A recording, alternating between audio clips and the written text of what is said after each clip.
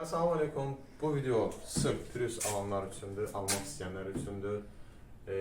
Neçə vaxtı demək, analiz etmək istəyənlər, lakin video tapa bilməyənlər üçündür, Azərbaycan dilində video olmayanlar üçündür.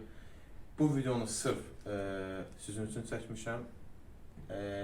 Faydalansaz, inşallah xoşunuza gəlsə mütləq komentar yazmağı, əlavə sual verməyi, like eləməyi unutmayın. Bütün yadımda olan bütün kiçik detallara kimi sadalamışam. Maşının içərisinin ölçülərini, klirsin ölçülərini, təkərin diametrini, radiusunu, hamısını birzə göstərmişəm. Əlavə sual yaranarsa, şərh bölməsi məndə daim açıq olur. Nə sualınız olsa, suala cavab verməyə imkan daxilində hazıram. Dediyim kimi, kimə bu video maraqlı deyilsə, səhifəni çevirib başqa videolara, digər videolara keçə bilər. Bu video sırf pürüz axtaranlar, pürüzlə maraqlananlar, pürüzün ölçülərini bilmək istəyənlər üçün. İzlədiyiniz üçün sağ olun. Assalamu alaikum. Bu video sırf pürüz alanlar üçündür, almaq istəyənlər üçündür. Neçə vaxtı demək, analiz etmək istəyənlər, lakin video tapa bilməyənlər üçündür, Azərbaycan dilində video olmayanlar üçündür. Bu videonu sırf sizin üçün çəkmişəm. Faydalansaz, inşallah xoşunuza gəlsə mütləq komentar yazmağı, əlavə sual verməyi, like eləməyi unutmayın. Bütün yadımda olan bütün kiçik detallara kimi sadalamışam. Maşının içərisinin ölçülərini, klirsin ölçülərini, təkərin diametrini, radiusunu, hamısını birzə göstərmişəm. Əlavə sual yaranarsa, şərh bölməsi məndə daim açıq olur. Nə sualınız olsa, suala cavab verməyə imkan daxilində hazıram. Dediyim kimi, kimə bu video maraqlı deyilsə, səhifəni çevirib başqa videolara, digər videolara keçə bilər. Bu video sırf pürüz axtaranlar, pürüzlə maraqlananlar, pürüzün ölçülərini bilmək istəyənlər üçün. İzlədiyiniz üçün sağ olun. Dediyim kimi, mənim üçün ən vacib olan maşın praktik olmasıdır. Maşın da praktik olması, yük daşımaq üçün olması mənim üçün ən birinci faktordur. Ən önəmli faktordur. Mənim üçün maşının bagajının, buradan düz açılması, yəni burada əyriliyi yoxdur. Biraz belə görürsən, əslində düz pol olur da, yəni əyri pol olur. Nesi deyil ki, orada döşəsi var, nəsə var, ona görə düz görsənmir. Əsas məqamlardan biridir. Bunun burada ştorkası da var. İndi o nəsə evdə olmalıdır. Ciblərdəki Toyota, ki Toyota sürənlər bilir də. Cib en qədər, nə qədər istəyən ciblər var. Daha burada danqırat görünsün, nə bir akteska görünsün də. Belə şeylər. Məndə düz akteska yoxdur. Buradan açılır. Bu formada. Bu bir cib. Bu bir cib. Buranı da çəkdir. Bu bir cib. Sonra tutan bunu. Bir dənə də buradan bir dənə cib çıxır. Bu bir cib. Bu da zapas təkəri. Nasos özümündə nasosu götürürəm. Çünki bu maşına aid deyil. Bunu şəxsən nasosu. Bu da akkumulyatordur, yəni. Yüksək gərginlik yəni akkumulyatordur əsas. Hibrid akkumulyatordur. Hibrid adı olan akkumulyatordur. Hal-hazırda, yəni məndə olan müddətdə ümumiyyətlə, yəni burada germetika lansək, maşallah olsun, heç bir yerində şey yoxdur. Yəni, germetika zavodskoy germetikasıdır. Yəni, heç nə dəyişiklik olmuyor yerindən. Deməli, bu boyda bunu praktik edən cibləri sonra bağlanır. Sonra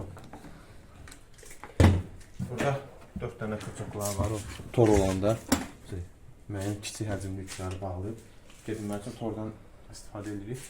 Yəni gediş zamanı səski olmasın. Demək, sideniklər burada bir-bir də enir. Bu da böyük üstünlüğüdür. Yəni ümumiyyətlə sidenikin enməsi böyük üstünlüğüdür. Adətən bir-bir enir. Yəni 2 bölünür. Bunda da eləsin. Yəni 60-ın 40-a nisbətindədir təxminən. Bagaj hissəsi bu boyda. Göstərdim kimi burada uşaqlar, kiçik yaşlı uşaqlar var. Oturub arasıb gedə bilər. Mənim boyum 1.80-dır. Mən burada belə bu formada otururam. Yəni, tam ki, müvəqqəti haradan sarı getmək üçün düzdür, ola bilsin qanun pozuntusu sayıla bilər. Amma haradan sarı getmək üçün A nöqtəsinə, B nöqtəsinə yaxın məsafəni getmək üçün məcbur olunur, burada da getmək olar. Bu əsasən uşaqlara aiddir, yəni ki, azad uşaqlara. Buna bura kimi belə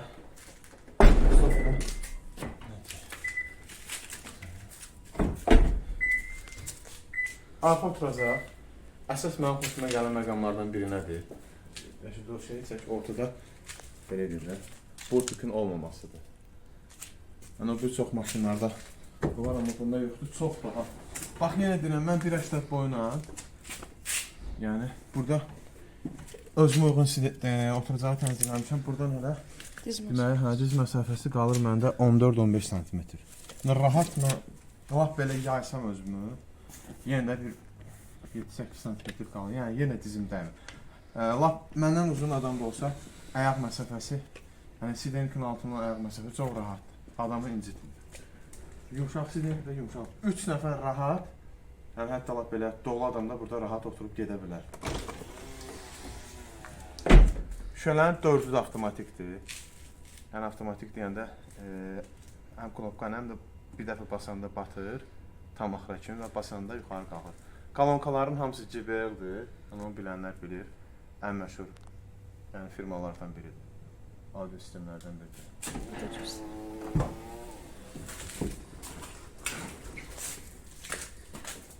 Burada da uşaqlar üçün kilit var. Məsələn, harasa gedəndə az yaşlı uşaqların qapını içərdən açılması üçün bunu bir də aşağı edin. Child lock deyirlər, nə deyirlər, hoşum bunlardır. Yuxarı insan ancaq içərdən açılır. Əlavə olaraq spoiler qoymuşam üstünə. 100 manat almışam. Bu formada da, yəni bu bucağa demək olar ki 90 dərəcə açılır. Çox azdır, yəni 90 dərəcədən biraz azdır. Yəni çox yaxşı göstərici, bunu düşmək çox rahat. Yəni dedim ki, praktik maşındır. Ən praktik maşınlardan.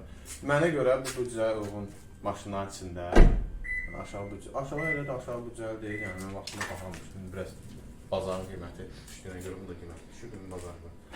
Mənə görə ən praktik maşın bu liftback salı, amma belə ürünü götürəndə hatchback kimi də, yəni hatchback. Sedan da belə deyək, maşınların içində. Ən praktik, ən dözümlü, mənə görə ən ekonom, xarici görüntüdəki zövq məsələsidir. Mənə görə ən bu buca içində ən qəşəng maşınlardan biridir. Mən deyərəm ki, dahi birincisidir. Yəni, turist almaq istəyirsinizsə, düşünmədən ala bilərsiniz. Amma dediyim kimi, müəyyən ABS problemləri ola bilər. O da ümumi götürəndə, ümumi fonda gətirib benzinlə tənzimləyəndə görsən ki, heç bir problem yoxdur. Burada rulun tənzimlənməsi aşağı, yuxarı, yanlara yoxdur, mexanikadan var. Qabağa, dalağa buradan tənzimlənir. Mən bu oyunu uyğun tənzimlənir. Bir də əsas göstərici nədir? Kameramə ver. Deməli, bax, digər maşınların yəni müqayisə eləyəndə rulun burada olmasının nə üstünlüyü var? Priborun burada olmasında, yəni monitorun burada olmasının üstünlüyü nədir? Çünki regrovka eləyəndə istəyirsən aşağı çək, yuxarı çək, priborun qabağını heç nə tutmur. Bizim baxış bucağımız buradır. Normal maşınlarda burada bəzən görsən adam boyu olur, uzun olur, aşağı eləyirsən priborun qabağı bağlanır, hansısa bir işarənin qabağı bağlanır. Amma burada elə problemimiz yoxdur. Çox müasir yəni ki, vidi var mənə görə, yəni bu ilin maşını üçün ideal göstəricidir. Demək, əlavə ayaqaltı işıq da quraşdırmışam. Sonra bunda demək, zolaq tanıma falan yoxdur, amma demək, avtopilotu var, yəni hal-hazırda işlək vəziyyətdədir, arxa güzgüsüdür. Sonra JBL kalonkaydı onu çıxartmışam, əvəzinə adi Çin istehsalı düzdür, amma yaxşıdır, yəni ən yaxşılarından biridir. Qoşmuşam, buradan idarə olunur. Həm oradan, həm sensordan, həm oradan, həm də buradan idarə olunur. Sonra demək, buradan video registrator quraşdırmışam, qabağı çəkmək üçün, həm də avtomatik bura qoşulub o. Buradan izləmək olur onu. Yəni salonun bu formadadır, start-stopdur. Sonra displeyi dəyişmək olur. Displeydə burada maşını da qoymaq olur, müəyyən göstəriciləri də qoymaq. Adətən mən öyrəşmişəm buna, adətən bunu qoyuram. Hərdən gözüm yorulanda dəyişirəm də. Məndə hal-hazırda 2 dənə işıq yanır. Biri check engine'dir, biri də ki təkərin işığıdır. Check işığı katalizatoru yoxdur bunun. Türkiyə istehsalı katalizatorudur, amma sertifikatlıdır. Ona görə yəni buna abmanka deyirlər də, elində onu qoşmaq lazım deyən qoşulmayıb. Amma yəni mən bilirəm də nədən gedir söhbət, ona görə istifadə eləmirəm onu. Elə söndürməyə çalışmıram. Güzgülərin idarə olunması buradandır. Buradan demək, priborun da belə deyək, işığın azaldıb çoxalmasıdır. Hətta söndürməyə də olur. Həmçinin burada bu işıqlara da aiddir. Burada məsələn söndürmə olur. Tam ki uzaq yol gedir, gözümüz ağrımasın deyən hətta söndürə də bilərik. Cibləri, Priusun da cibləri çoxdur. Bagaj buradan, kapot buradan açılır. Cibləri buradadır. Demək, kanonka dediyim kimi cibeldir. Burada da şüşələrin 4 avtomatikdir. Yəni bir basmada hamısı axıra kimi düşür və yuxarı qalxa bilir. Qapının kilidi olmasıdır, şüşənin kilidi olmasıdır. Burada sərnişinlər bundan istifadə edə bilmirlər, yəni. Sonra bu ölü nöqtəni göstərmədə çox kömək eləyir. Yəni bu Priusun bu demək bu hissəsi də yəni qalındır. Amma burada bir dənə çıxış yolu, həll yolu qoyublar. Buradan baxıb məsələn piyadanın keçməyini və ya maşınların keçməyini buradan görmək olur. Sonra mən dediyim kimi bu boyumla bu maşında rahat şəkildə yerləşmişəm. Başımın üstündə də Rəşiddən çək. Nə olar ki, tam aşağı salmamışam. Bir damcı yer qoymuşam. Başımın üstündə də bir damcı yer qalıb. Hardasa bir 4 barmaqda, yəni 5 sm, 6 sm yer qalıb. Onsuz sürəndə heç kim belə sürmür də. Yəni bu normalda bu formada sürülür. Sonra bunu belə Sidenikdə aşağıya kimi də qalxmağı var. Belə baxın, bu tam yuxarı qalxacağımı dərslər, mən başım dəymir. Bir damcı yer qalır, 1-2 sm yer qalır. Boyu balaca olan adamlardan bunu sürə bilərlər. Bax, hamı sürücülər də sürə bilərlər.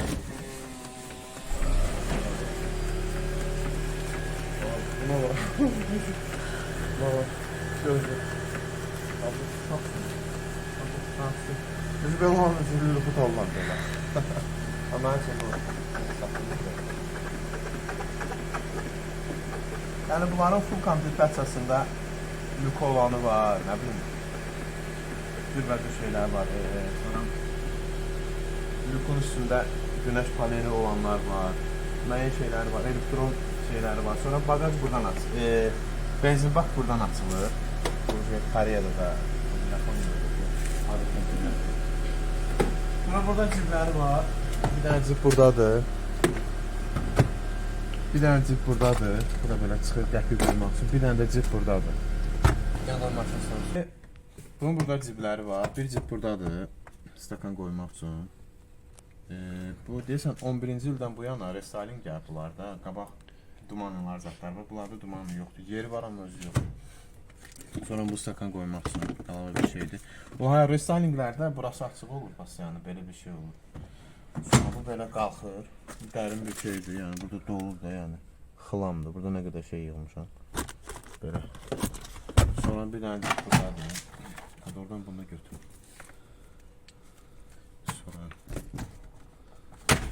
Sonra bir dənə buradadır. Bax, bu da çox yaxşı şeydir. Bax, açdın, yumuşaq açır. Dallaq gəlib düşmür də. Bu süper bir şeydir, bax. Çox süper. Bu biraz yuxarı belə sərt açılır.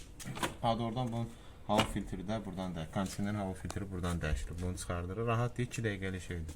Burada balaca bunun amortizator kimi şey var, plasmas. Ona görə bunu belə rahat açır. Yəni şap eləyib düşmür. Belə start stopdur dediyim kimi. Maşına yaxınlaşanda maşın özü söndürək, göstərəcəm. Tamam. Hə, deməli bu video bayaq dediyim kimi sırf Prius axtaranlar üçündür və heç vaxt Prius sürməyən adamlar üçündür bu. Yəni mən bunu artıq 3 il olardı təxminən, bəlkə 3 ildən çoxdur. Yəni idarə edirəm. Bütün hər şeyini demək olar ki bilirəm. Gündə də bir dənə şey kəşf edirəm. Mən bunun buradan açar cibindədirsə, buradan bu tərəfini əli vursam maşın bağlanır. Açar cibindədirsə yenə yaxınlığına buradan belədir, avtomatik açılır. Sonra açar içəridədirsə, artıq sən bunu vursan, bağlanmayacaq. Yəni Mercedesdə olan bu mənfi fiyat olur ki, açar içəridə olanda bəzən mənim başıma gəlib bağlanır. Burada bu üstünlüyü var. Sonra tutan ki, qapını bağlamısan, getdi. İşıqlar sönlüdür. Birdən yadına nəsə düşdü, qayıdırsan və qapını bağlamışdın. İşıqlar avtomatik, yəni əl vurmasan da belə getdin, bağladın, sönlüdür, getdin. Sözün qayıdırsan.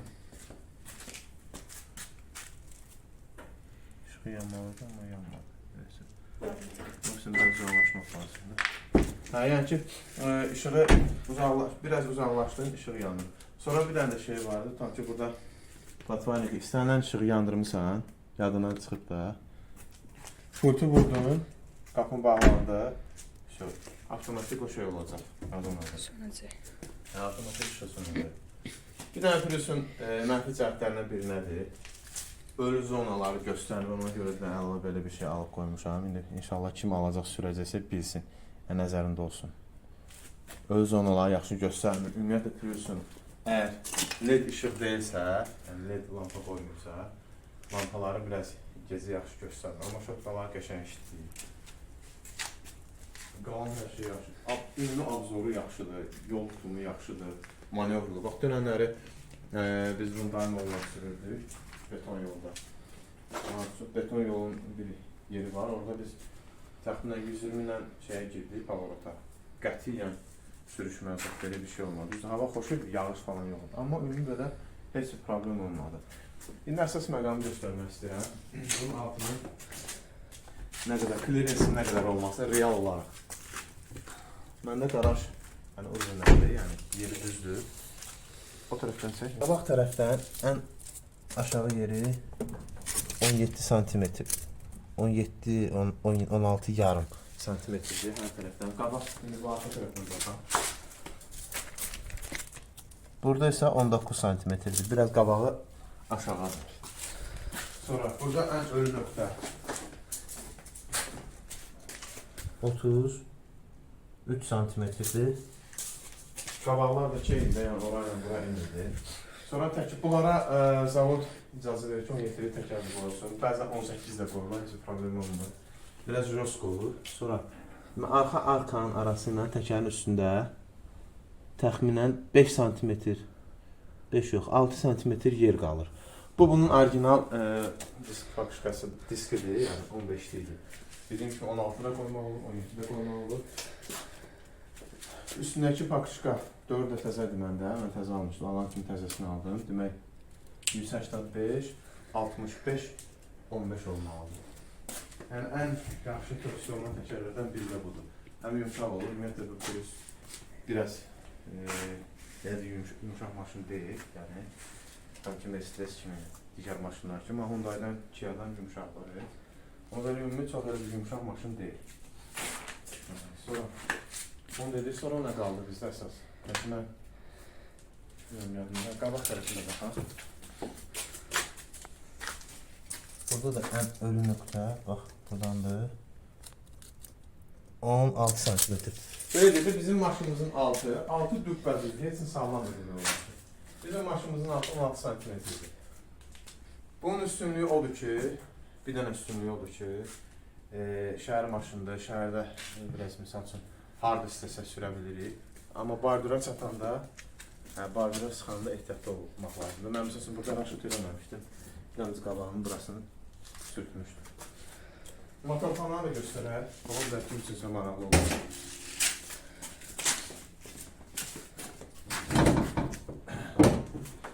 Motorfanlar belədir.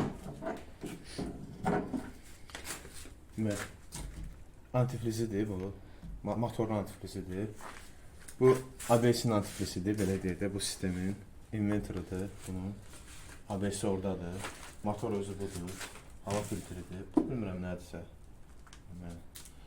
Sonra qabaq bunun bir dənə pis cəhəti nədir? Yəni bu 30 qırqanın. Sveçaları dəyişəndə, alışma şamlarını dəyişəndə bura sökülür. Yaxşı tərəfi odur ki, buranı sökmək 5 dəqiqəlik şeydir, rahatdır. Yəni çətin deyirlər, tam ki başqa maşınlar kimi bir qülçənə deyil, bir də 10 açardır. 10 açardan burada gördüyünüz hər şeyi söküb çıxartmaq olur. Sökdüm, çıxartdım, qəşəng yer açıldı, sveçalar görmək olur artıq. Sonra bu da belə. Demək, məlumat üçün deyim ki, mən bunları təzə yapışdırmışam, qabağa təzə yapışdırmışam, yanlarında var idi. Uşaqlı evdir, görürsən, yanlarını açanda hansı maşına vurmasınlar deyə. Yaxud buranda zədələnməsin, həm o maşına vursun maşın, ona görə bunu vurmuşdum. Bunda da mütləq lazımdır. Yapım maşını idarə edənlər bilir ki, maşınların açıq opsiyası yaxşı olur, amma maşının öz kraskası, lakı çox zəif olurlar da, yüngül olur. Tutan ki, Mercedes-lə, Opel-lə, nə bilim, BMW-lə müqayisə edəndə Bu biraz kaskada uzun. Amma motorun, maşının özü basit olur. Yəni, sürmə şansı azdır. Sonra bunu bildik. Patpresini dəyişmişəm. Patpres sınmış deyil, alanda sınıdır üstündə, dəyişmişəm. Çin istehsalı qoymuşam, yəni Ukrayna dedilər, amma Çin dedilər daha yaxşıdır. Ona görə onu məcbur oldum, onu qoymam da bahar Çin. Sonra Sidenekları göstərdik. Düşünürəm ki, Pürüslə bağlı mən belə başa düşürəm ki, alıcı kimi özüm də alanda, yəni deməli, mən istədiyim sualların hamısını cavablandırmışam. Çünki mən maşın almaq istəyirəm. Azərbaycan blogerlərində və yaxud da maşın satanlar, bu işlə məşğul olanlar, yəni sırf Pürüsün bu qədər şeyini mən görməmişdim açığı. Rus dilində var, İngilis dilində var, Türk dilində biraz azdır, Ukrayna dilində var. Amma hətta yaponlar da çəkiblər bunu. Yapon istehsalı olduğuna görə onlara başa düşmək olmur onsuz da. Amma mən düşünürəm ki, bu kontent, bu video faydalı olacaq. Yəni 2010-cu ilin maşındır. Bugün də aktualdır. İnşallah yəni 5 ildən sonra da düşünürəm ki, aktual olacaq. Təzə gələndə biraz sıxışdırırlar maşınlar, amma görürlər ki, həqiqətən mənim BYD-lərdən, Çanqanlardan daha etibarlı çıxdı. Mənim maşınım, bu maşın maşallah 400.000 neçə kilometr, 450.000 təxminən gedib.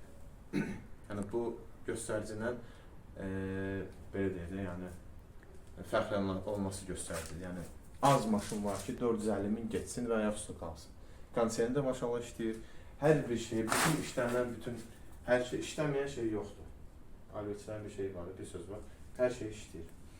Amma belə ümumi maşın da yəni sürmək olur. Bugünkü, bundan sonra da remont olunmasa, mən belə düşünürəm ki, yenə bundan sonra bir 5 ildə biz remont işlənir. Motorun korobkası, variator korobkadır. İmini Pürüsların variator korobkasından qorxmayın. Bu X-Trail'in variator korobkası deyil. Daha mükəmməldir, daha təkmildir. Elə bilin ki, iqruşka sürürsünüz. Qaz versən, maşallah olsun, ümumiyyətlə, sürətlənməsi qətiyyən hiss olunmur. Salona sürətlənmə qətiyyən sezilmir. Dəfədən aeroport yolunda 90-lıq yolda az qala biz görmüşüm 120-yə çatıram. Həqiqətən hiss olunmur. Piribor da ortada deyildi ya. Adam biri görsən diqqətlə çıxır. Və bir də baxıram ki, əsasın 100-ün üstündəyəm də 120 falan gedir. Həqiqətən də bu baxımdan yaxşıdır. Rahatlığı yaxşıdır, amma səs izolyasiyası zəifdir. Yəni bayırdan gələn səsləri biraz içəri ötürməyi biraz çox şeydir. Arkadan gələn səslər demək olar ki, içəri vurur. Yəni bu şeylər var. Amma bu ekonom klasda, yəni büdcəli variantdır, büdcəli maşındır. Bunun ümumiyyətlə Toyota'nı bilənlər bilir. Toyota yəni satışda bir nömrədir, dözümlükdə mən belə başa düşürəm bir nömrədir. Amerikada ən çox satılan maşınlardan biridir. Əsas üstünlüyü, Toyota'nın Amerikada satılması əsas üstünlüyü nə onun xarici görünüşüdür, nə filan şey, nə bəhmən şeydir. Bir dənə yeganə şərt, bir dənə əsas məsələdir Amerikada, əsas Amerika bazarında. Bütün dünya çalışır ki, bazar açsın. Artıq Toyota çıxır, Corolla'nın, Prius'la, digər kuzalarının da həmçinin, Zayli kuza var, 35 kuza var, nə bilim, Prime var, ondan sonra çıxanlar var. Bir dənə səbəbi var, bircə dənə səbəbi var. Bu maşınlar demək olar ki, üstə tanınır. Bir dənə odur. 30 mindən bir, 40 mindən bir yağını dəyişirlər. Ona görə, yəni, amma başqa Mercedes-dir, məsələn, periodik olaraq yağını dəyişməyə lazımdır. Söhbət indikilərdən gedir. Yəni, heç kim deyə bilməz ki, 2010-cu ilin maşını, yəni müəyyən istisnalar var. 2010-cu ilin maşınları tam ki 400.000 getmiş olsun və kaprimont görməsin. Mümkün olan şey deyil. Adətən bu qədər getmiş Mercedeslər artıq demək olar ki, sıradan çıxmış olur. Bunların vaxtında yağını dəyişsən, korobkasının yağını dəyişsən, məndə heç korobkaya da ehtiyac olunur yağını dəyişmək, şurada problem olmuyor. Variatorda 1 qram şuralar, korobkaları bəlkə də 1 milyon gedər. Motordan da güclüdür, imində. Sepli variatordur. Səpənəmsə, motor özü də sepdir. Demək deyil. Əlavə üstünlüklərdir. 99 at gücü, öz at gücüdür. 36 at gücü də, 36-37 at gücü də elektrik motorunun at gücüdür. 60 kW olmalıdır motoru. Demək, bir yerdə təxminən də 136-137 at gücü verir. Orada indi yaşla əlaqədar yəni ki, atların birisi söylüb. Yəni ki, o qədər də olmaz. Amma yəni Texniki göstəricilərində bu qeyd olunub. Sonra 5.30 yağı tökürəm, əvvəl 0.20 tökülüb. Motor qocaldıqca, yəni ustalar bir məsələ ki, 5.30 tök. Mən də 5.30 yağı tökürəm. 4 litr 200 yağ gedir. Əvvəl mənə dedilər 3 litr 700'dür, sonra dedilər 4 litrdir. İndi bu yaxınlarda öyrənmişəm ki, saatına girib baxıram ki, 4 litr 200'dür. Yəni bu qədər yağ gedir. 5 litr alırdım adətən. 4 litr də tökmək olur, amma 4 litr 200'sə, yəni 4 litr 200 tökəndə niyə 4 litr tökülür? Yəni da problem olmaz. Amma çox da tökmək olmaz. Sonra demək, motorun dözümlülüyü söz yox. Yəni bunlar hibrid motorları çox mükəmməl. Səbəbi ardıcıl hibriddir. Dünyanın bir nömrəli hibrid sistemi məhz Toyota'dadır. Məhz Prius'dadır, bildiyim qədərilə. Demək, əsas üstünlüyündən biri də odur ki, motorxanasına aiddir. Demək, nədir bu? Motorun rimeni yoxdur, kondisioner rimeni yoxdur, dinamonun rimeni yoxdur. Dinamo ümumiyyətlə desən yoxdur bunda. Demək, bu da əlavə bizə enerji sərfiyyatı, enerji güc itkisinin qabağını almaq verir. Tam ki, biz rayona, əvvəl məndə Tucson olub, digər maşınlar olub, 2 motor idi Tucsonda. Özü rayona getdim ki, Şamaxıya geri. Orada biraz padyumda zatda kondisionerlə gedəndə artıq içəridə də arxada bir 4 nəfər oturanda maşın dolu. Amma bunda maşallah kondisioner də qoşursan, peçi boş, heç ümumiyyətlə sərf eləmir, ümumiyyətlə vecinə deyil. Sonra tam ki, yayda mən dəfələr onu 2 saat, 3 saat kondisioneri qoşmuşam, 1-2 dəfə zat, 3 dəfə xoda düşüb maşın da sönür. Bu da zərətqəsi biraz azalır deyəm, sönür. Kondisioner də toxunandır, dediyim kimi dinamo rimeni yoxdur, sonra benzin pompası da hamısı elektrondur, özü sadə elektrondur, yəni çətinlik. Bir dənə bunların problemi ola bilər, ABS-də problemi olsun. O da bütün bu sadaladığım şeylərin fonunda gəlir balaca bir dənə kiçik bir şeydir. Ona vaxtında jitkisti dəyişsən, müəyyən mailəni dəyişsən, o problemdə ola bilməz. Çox sürsən. Bir də əsas bu Prius aldın, gərək sürəsən. Usta mənə demişdi ki, bunu ABS-də problem olmağını istəyirsənsə, gərək çoxlu sürəsən. Yəni bu maşın sürülmək üçün, yəni dayanmır. Çünki bu dayananda da ABS kaçet eləyir, yəni vurur, kompresiya yaranır orada. Amma sürəndə o kompresiya biraz azalır, boşalır, yığılır. Manşetlər xarab olmur. Məndə demək olar ki, işimlə əlaqədar məndə gündə ən uzağı, yəni bir dəfə işə gəlmə 3 kilometr olur. 1-2 dəfə də o yan dükana, bazara belə gelirəm. Gün ərzində maksimum 10 kilometr sürülür, yəni 6 bazar bəzi ümumiyyətlə sürülür. Ayda bir dəfə rayona gedərəm, şəhərə çıxaram. Amma uzaq yol sürmək üçün süperdir. Dediyim kimi, əgər Prius almaq istəyirsinizsə, bu dediyim şeyləri diqqətlə analiz eləyin. Görün sizə siz əgər gündə 100 km, 80 km, 70 km sürəcəksinizsə, bu maşını düşünmədən alın. Yox, əgər siz 30 km, 40 km maksimum sürəcəksinizsə, bu maşını almaq sizə məsləhət deyil. Dediyim kimi, ondan sonra ki, böyük motor alsaz, sürsəz 2 litr, 3 litr benzinlə fərq edəcək. Yəni ki, belə götürəndə, bu da deyirlər 4 litr işlətmir, realda 5 litr, 6 litr bəzən olur, bəzən qışda 7 litr də olur, profada falan, pech qoşulur deyən avtomatik motor düşür. Amma motorasa düşdü 5 litr olur maksimum. Yəni çünki buna biz Tobuza gelib gəlmişik, 1000 km yolu 45 manat benzin, 45 litr benzinlə gedib gəlmişik. Polnu maşın yüklü, uşaqlar bagajda, onda 1-2 il buna qabaq ki, balacaydı uşaqlar. 2 ildə təxminən. Demək, polnu maşın yüklü, veçli, kondisioner qoşulu, yanıcı hazırı, gelib gəlmişik. Trasada nə göstərirsə, 90 idi, 90, 100 idi, 160. Onu göstərəni sürmüşük. Onunla belə 45 litr benzinlə gedmişik və qayıdıb gəlmişik. Yəni bu da super göstəricidir. Taksi sürmək istəyirsinizsə, bilməm, bunlara icazə vermirlər. Amma taksi üçün də superdir, gündəlik ailə maşını üçün superdir. Mənim imkanım olsaydı, maşını həqiqətən saxlayardım. Çox praktik. Bu günə kimi mənim gəlib keçmiş ən praktik, ən dözümlü, ən çox sevdiyim maşınların mən deyərəm ki, birincisidir. Bundan o yana sedan, hatchback mənim fikrimcə ailə üçün yoxdur. Hər tərəfli superdir. Yəni ki, kim alırsa, Allah xeyir versin, düşünmədən alsın. Amma dediyim kriteriyaları mütləq izləsinlər, yəni analiz eləsinlər, soramasınlar. Stop elə.